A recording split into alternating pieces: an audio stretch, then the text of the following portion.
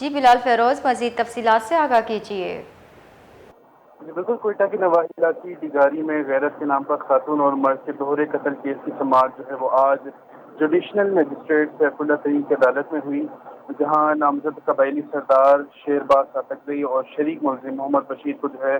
14 روزہ جسمانی ریمانڈ مکمل ہونے پر عدالت میں پیش کیا گیا تھا۔ عدالت نے دونوں ملزمان کو جیل منتقل کرنے کا حکم دے دیا ہے۔ اس سے قبل جو ہے استدعائی دہشت گردی کی عدالت نے ملزمان کے وکیل کے موقف پر جو ہے کیس کو متعلقہ جوڈیشنل مجسٹریٹ کی عدالت میں منتقل کرنے کی ہدایت کی تھی، کیونکہ وکیل کے مطابق اس مقدمے میں دہشت گردی کی دفعات جو ہے وہ نہیں بنتی تھی۔ ساتھ ہی ساتھ جو پولیس کے مطابق کیس کا مرکزی ملزم جو مقبولہ بانو بی بی کا بھائی ہے جلال خان، جس نے جو فائرنگ کر کے اپنی بہن کو قتل کیا تھا، وہ تاحال گرفتار نہیں ہو سکا ہے، جبکہ قتل کے بعد پولیس نے جو ہے 11 دیگر افراد کو گرفتار کیا تھا۔ ساتھ ہی ساتھ یہ بھی بتاتا چلوں کہ اس سے قبل مقتولہ بانو بی بی کی جو والدہ تھی گل جان، ان کو بھی جیل منتقل کر دیا گیا تھا، کیونکہ اس نے جو ہے قاتلوں کی حمایت میں ویڈیو بیان جاری کیا تھا اور جو ان کی رہائی کا مطالبہ کیا تھا اور کہا تھا کہ جو جرگے نے فیصلہ کیا ہے وہ بالکل درست فیصلہ ہے۔ لہٰذا اب بانو بی بی کی والدہ